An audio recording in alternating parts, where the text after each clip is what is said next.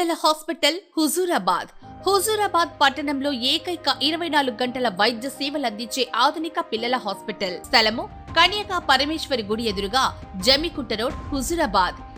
బనికచెర్ల విషయంలో కేంద్రం పెద్దన్న పాత్ర పోషిస్తుందన్న ముఖ్యమంత్రి రేవంత్ రెడ్డి వ్యాఖ్యలను స్వాగతిస్తున్నామని, ఇరు రాష్ట్రాల జల వివాద విషయంలో కేంద్ర మంత్రి నిర్వహించిన సమావేశంలో ఏం జరిగిందో ముఖ్యమంత్రులు బహిర్గతం చేయాలని, కేంద్రం వేయబోయే కమిటీకి ఇరు రాష్ట్రాలు వాదనలు వినిపించాలని కేంద్ర హోంశాఖ సహాయ మంత్రి బండి సంజయ్ అన్నారు.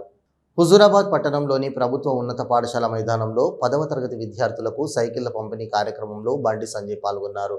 బీఆర్ఎస్ కాంగ్రెస్ పార్టీ ఒకటేనని, బనికచెర్ల విషయంలో కేంద్రం ఇరు రాష్ట్రాల ముఖ్యమంత్రుల సమావేశం ఏర్పాటు చేసి విజయం సాధించిందని బండి సంజయ్ అన్నారు.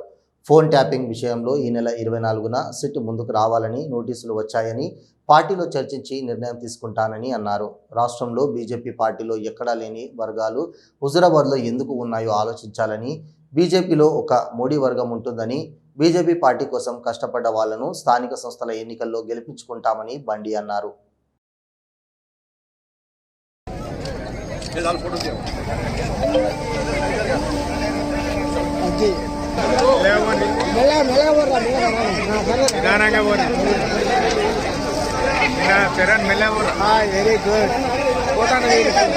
మంచి కార్యక్రమం. దాంతోపాటు ముఖ్యంగా బనికచెర్ల విషయంలో ఈ రెండు తెలుగు రాష్ట్రాల మధ్యలో ఉన్నటువంటి అనేక సంవత్సరాలుగా ఉన్నటువంటి జల వివాదాలను దృష్టిలో ఉంచుకొని వీటిని పరిష్కరించాలని చెప్పి ఒక ఆలోచనతో ఇవాళ కేంద్ర జలశక్తి శాఖ మంత్రులు సిఆర్ పాటిల్ గారు రెండు రాష్ట్రాల ముఖ్యమంత్రులను పిలిచి నిన్న సమావేశం ఏర్పాటు చేయడం జరిగింది. కేంద్ర ప్రభుత్వము పెద్దన్న పాత్ర పోషిస్తుందని చెప్పి రాష్ట్ర ముఖ్యమంత్రి రేవంత్ రెడ్డి గారు చేసిన వ్యాఖ్యలను మేము పూర్తిగా స్వాగతిస్తున్నాం.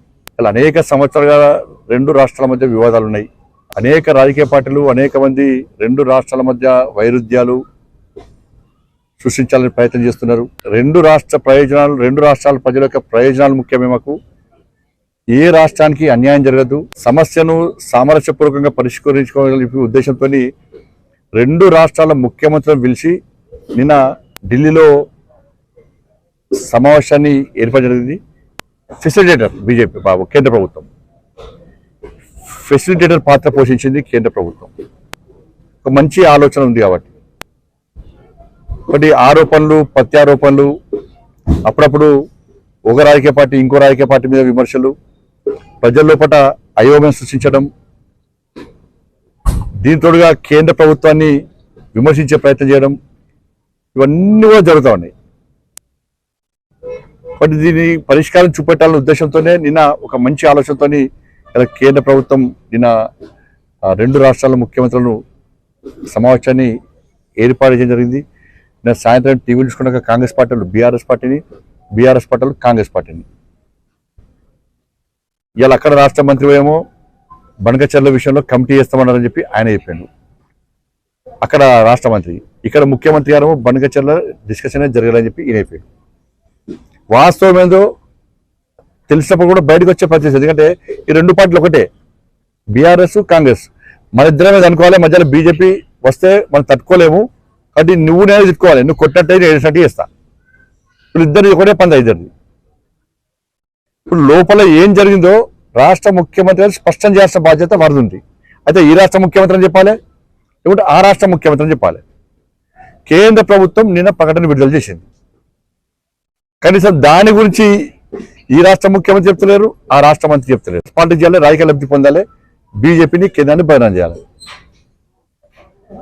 నిన్న సమావేశంలో రెండు రాష్ట్రాల ముఖ్యమంత్రులు వాళ్ళ సొంత ఎజెండాలతో సమావేశానికి పోయారు.